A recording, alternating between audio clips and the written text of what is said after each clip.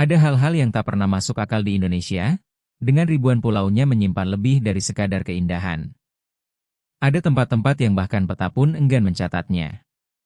Kota-kota yang jika disebutkan namanya, orang hanya terdiam, menunduk, menghindar bicara. Aku pernah jadi seorang surveyor daerah. Tugasku menjelajah pelosok untuk pemetaan dan pendataan.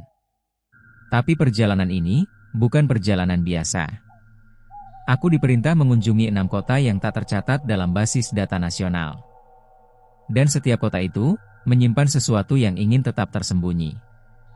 Kisah ini bermula saat aku menerima amplop coklat di kantor. Tidak ada pengirim.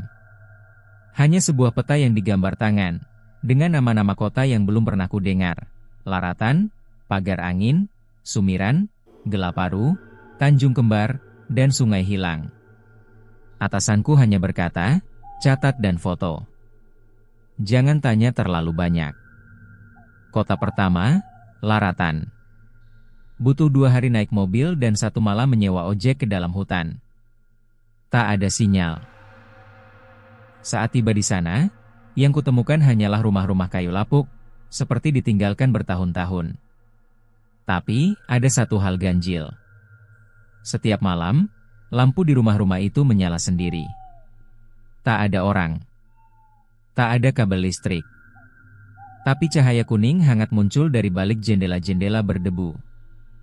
Aku coba masuk ke salah satu rumah. Saat pintunya kubuka, aroma anyir langsung menusuk hidung. Seperti darah tua yang mengering.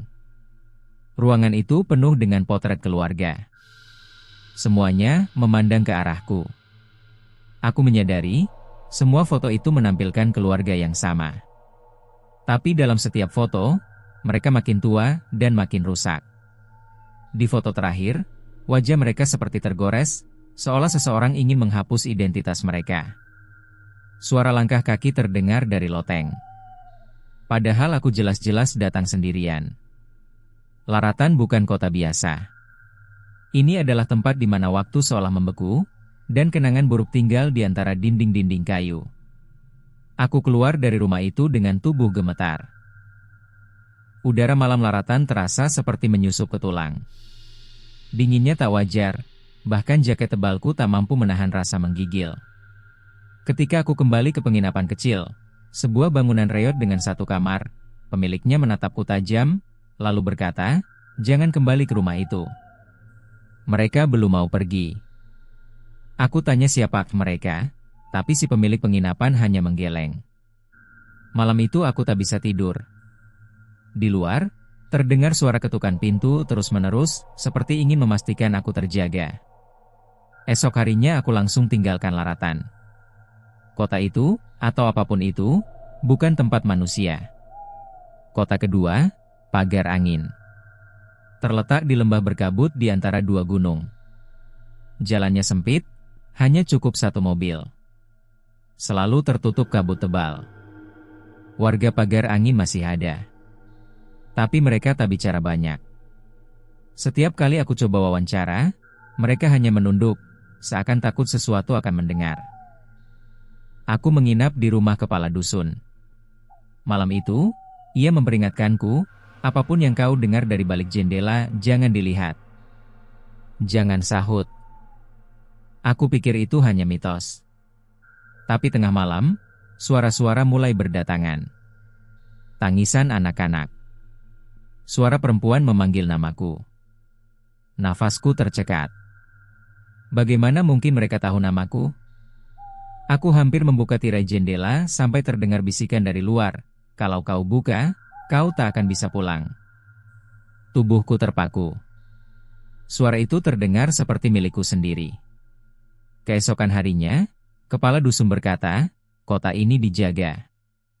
Mereka bukan ingin menyakiti, hanya tak ingin dilupakan. Pagar Angin adalah kota yang menyimpan suara orang-orang yang tak sempat kembali. Aku meninggalkan kota itu dengan perasaan seperti sedang diawasi. Dan saat menengok kaca spion, aku melihat bayangan seseorang duduk di bangku belakang. Sekejap, lalu hilang. Kota ketiga, Sumiran. Tidak ada jalan darat ke sana. hanya bisa dijangkau lewat sungai yang membelah hutan. Aku menyewa perahu kecil dan mengikuti peta. Sepanjang perjalanan, suasana sangat sunyi. Tak ada burung. Tak ada serangga. Hutan seakan mati. Saat tiba di Sumiran, aku melihat kota yang tak seperti lainnya. Rumah-rumah dari batu, arsitektur kuno. Tapi kota itu kosong. Tak ada satupun orang. Tapi makanan di meja masih hangat. Piring masih berisi. Seolah semua penghuninya baru saja lenyap. Aku mencoba merekam dan memotret, tapi anehnya setiap hasil fotoku kosong. Tak ada bangunan. Hanya kabut putih. Saat malam tiba, aku mendengar suara pasar. Ramai. Tertawa. Orang-orang berbicara. Tapi begitu keluar dari kamar untuk melihat, kota itu gelap gulita.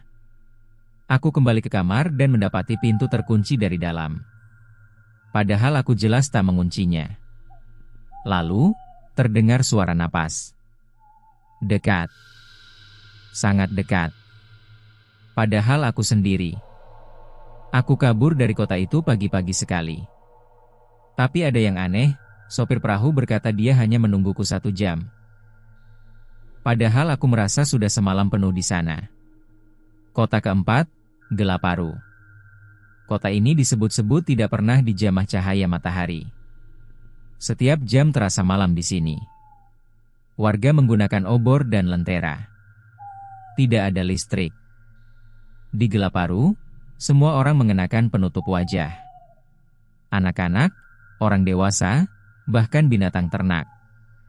Semua tak menampakkan wajah. Ketika aku tanya kenapa, mereka hanya berkata, wajah kami bisa mengundang sesuatu. Malam harinya aku iseng melihat ke cermin dan aku tak melihat bayanganku sendiri. Lampu kamar padam. Obor di luar mati serempak. Dan kota itu tenggelam dalam kegelapan total. Aku meraba-raba jalan, mencoba keluar. Tapi seperti tak ada ujung. Semua jalan seakan berputar. Suara-suara aneh mulai berdatangan.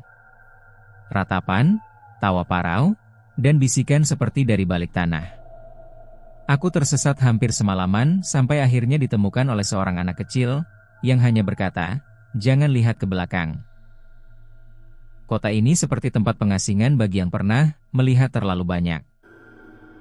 Kota kelima, Tanjung Kembar. 2 kota kembar yang saling berhadapan di sisi danau. Tapi anehnya, kota di seberang tampak persis, benar-benar identik. Sama persis. Sampai ke gerak orang-orangnya. Aku mencoba menyeberang ke kota satunya dengan rakit. Tapi begitu sampai, aku merasa aneh, semua orang mengenalku. Mereka memanggil namaku. Padahal aku belum pernah ke sini. Mereka memperlakukanku seperti keluarga. Bahkan mengundangku makan malam. Tapi di tengah makan malam, salah satu dari mereka berkata, kami tahu kau bukan yang asli.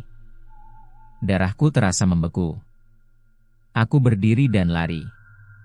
Tapi setiap gang membawaku kembali ke tempat yang sama. Sampai akhirnya aku temukan rakit dan kembali menyeberang. Tapi sesampainya di kota awal, semua orang di sana bilang aku tidak pernah pergi. Kau tidur di kamar sejak sore, kata penjaga penginapan. Tapi aku masih ingat kota kembar itu. Dan seseorang dari sana sempat berbisik padaku, kau tak akan bisa membedakan mana dunia yang asli lagi. Kota terakhir, Sungai Hilang. Kota yang hanya bisa dicapai saat air surut. Jalan masuknya berupa sungai kecil yang mengering hanya pada malam bulan baru. Aku tiba di sana tengah malam. Kota ini terasa sangat tua. Bau tanah dan logam memenuhi udara. Warga kota ini berbeda. Kulit mereka pucat kehijauan. Mata mereka bening tak berkedip. Mereka seperti bukan manusia. Tapi mereka bersikap ramah. Terlalu ramah. Saat aku tanya berapa umur kota ini, seorang wanita tua menjawab, kami sudah ada sebelum manusia pertama menginjak tanah ini. Aku berpura-pura tertawa bersama mereka. Tapi di dalam hati, Aku tahu, aku telah masuk ke tempat yang tidak bisa dijelaskan. Saat aku hendak keluar dari kota itu, salah satu dari mereka menghentikanku. Jangan pergi saat fajar.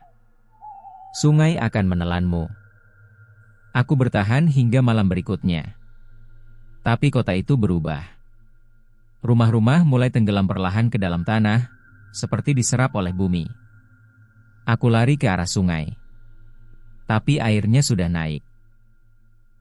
Tidak ada jalan kembali. Aku pikir aku akan mati di sana. Tapi tiba-tiba, aku terbangun di penginapan kota sebelumnya. Dengan tubuh basah kuyup, dan pasir di kantongku. Tak ada yang percaya aku pernah ke Sungai Hilang. Bahkan peta di tanganku sudah berubah. Kota itu menghilang dari gambar tangan yang dulu kubawa. 6 kota telah kulalui. Tapi misterinya tak pernah selesai. Justru semuanya terasa seperti baru permulaan. Ketika aku kembali ke kantor, aku diam. Tak banyak bicara. Lalu aku diberi laporan. Ternyata, aku sudah dianggap hilang selama 2 bulan. Padahal aku merasa hanya bepergian selama 2 minggu. Komputerku rusak. Kamera tidak menyimpan data. Tapi mimpi buruk terus datang. Setiap malam, kota-kota itu hadir dalam tidurku. Laratan muncul dengan lampu-lampu kosongnya. Pagar angin memanggilku dengan suara-suara lirih. Sumiran menatapku dengan mata tak terlihat. Gelaparu mencekikku dengan kegelapan. Tanjung Kembar membingungkan pikiranku. Dan Sungai Hilang seakan terus menyeretku kembali. Aku berhenti bekerja. Tapi suatu hari, seseorang datang mengetuk pintuku. Seorang wanita tua. Matanya bening. Senyumnya aneh. Kami menunggumu kembali, katanya. Ada kota ketujuh yang belum kau kunjungi. Aku menolak. Tapi malam itu, di kaca jendela kamarku, aku melihat pantulan kota yang tak pernah ada di luar. Kota dengan cahaya biru pucat, dan bayangan-bayangan berdiri diam. Menatap ke arahku. Sejak hari itu, aku tak pernah benar-benar kembali ke dunia nyata. Setiap pagi aku bangun di tempat berbeda. Kadang rumahku di Jakarta. Kadang ruangan kayu laratan. Kadang di pinggir sungai kering. Dan setiap kali kuceburkan wajahku ke air, aku melihat kota lain. Aku mencoba merekam semua ini. Tapi selalu hilang. File rusak. Flash disk meleleh. Seperti ada yang tak ingin cerita ini tersebar. Tapi hari ini, aku nekat. Aku merekamnya dalam bentuk suara. Supaya siapapun yang mendengar tahu bahwa tempat-tempat ini ada. Mereka nyata. Mereka tidak ingin ditemukan. Tapi sekali kau tahu, mereka akan selalu tahu kamu. Aku bukan satu-satunya. Di forum-forum gelap internet, aku temukan orang-orang yang pernah ke kota-kota ini. Tapi mereka semua menghilang setelah bercerita. Salah satunya adalah mahasiswa arkeologi. Ia mengunjungi Gelaparu dan menulis jurnal tentang makhluk tanpa wajah. Jurnalnya hilang seminggu setelah diunggah. Tapi salinannya sempat tersebar di server luar negeri. Di dalamnya, ia menulis bahwa wajah bukan hanya identitas, tapi pintu masuk bagi sesuatu dari luar. Ia percaya kota-kota ini adalah sisa dari peradaban pramanusia. Dan manusia hanya penumpang di atas tanah yang pernah milik mereka. Aku tak tahu apakah itu benar. Tapi aku tahu satu hal, mereka mengawasi kita. Dan setiap kota yang kulalui adalah semacam pagar. Pagar antara dunia ini dan sesuatu yang jauh lebih tua. Kota Laratan, penjaga waktu. Tempat memori tak boleh hilang. Pagar angin, penjaga suara. Tempat jiwa tersesat berbisik. Sumiran, penjaga dimensi. Kota yang ada dan tidak ada. Gelaparu, penjaga kegelapan. Menyerap cahaya dan bentuk. Tanjung Kembar, penjaga realitas. Membingungkan mana dunia nyata. Sungai Hilang, penjaga tubuh. menelan yang ingin kembali. Tapi kota ketujuh, belum kuberitahu padamu. Kota itu tidak punya nama. Ia hanya dikenal lewat mimpi. Kota tanpa bentuk. Tanpa arah. Di sana, suara berubah jadi bau. Cahaya menjadi rasa. Waktu jadi berat. Aku sempat sampai ke sana dalam mimpiku. Tapi mimpinya terasa lebih nyata dari dunia ini. Kota ketujuh seperti akhir dari segalanya. Atau mungkin, awal dari semuanya. Di sana, aku melihat versi diriku yang lain. Dengan wajah hancur. Mata kosong. Tapi ia berkata, kau akhirnya sampai juga. Lalu semuanya gelap. Saat aku terbangun, tubuhku tidak bisa bergerak. Aku mengalami sleep paralisis. Tapi di sudut mataku, kulihat bayangan kota itu menetes dari langit-langit. Aku mulai menulis. Menulis dan menulis. Sebelum ingatan tentang kota-kota ini menguap. Karena mereka membuat kita lupa. Perlahan. Halus. Tanpa jejak. Tapi aku menolak dilupakan. Jadi jika kau mendengar ini, jangan cuma jadi penonton. Cari, cek peta tua, lihat catatan zaman Belanda. Kadang nama-nama itu muncul, lalu dihapus. Ada arsip tentang laratan tahun 1923, disebut kota yang ditinggalkan karena jam rusak semua. Pagar angin muncul dalam laporan militer tahun 1947. Tentara tak pernah kembali dari misi di sana. Sumiran muncul dalam puisi-puisi orang yang dirawat di rumah sakit jiwa tahun 1960-an.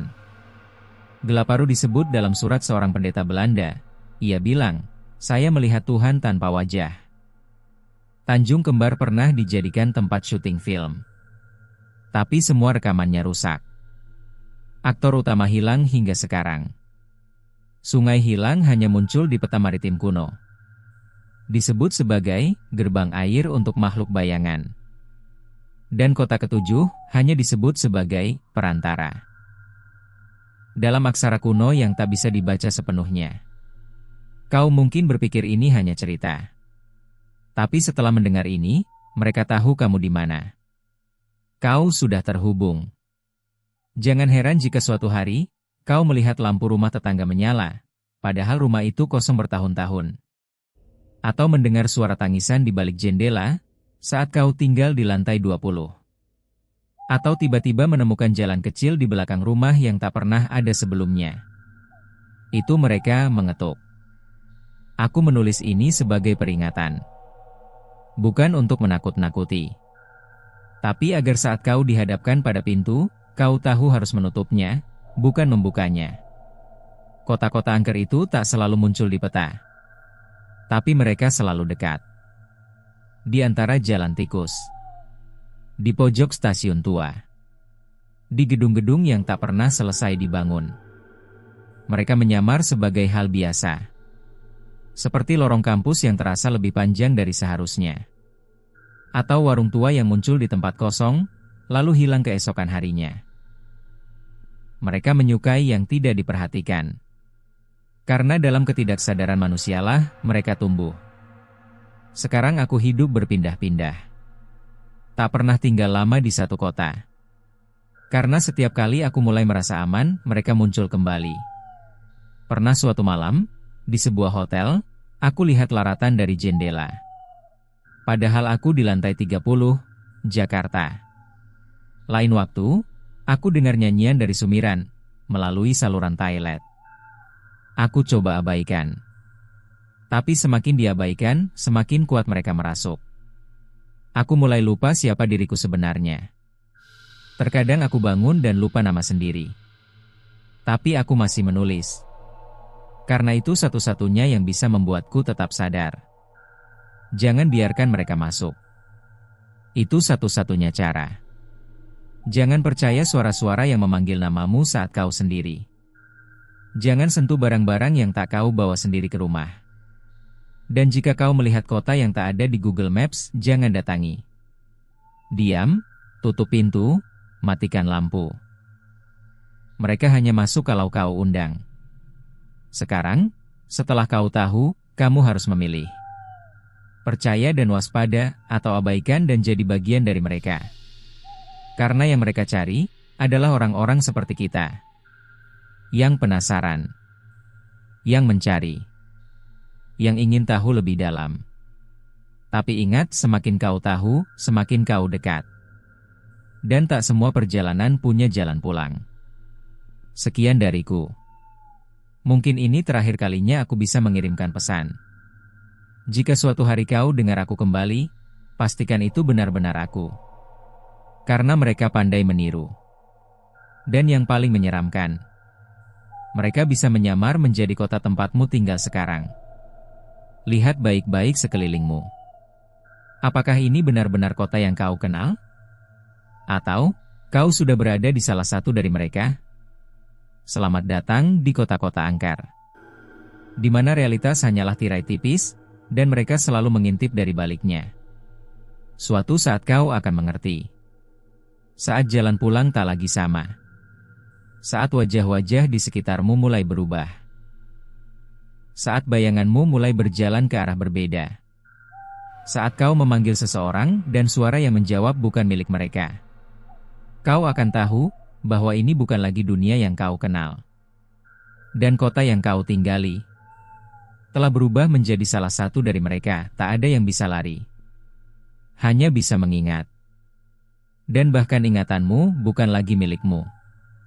Mereka akan tinggal di sana. Di dalam dirimu.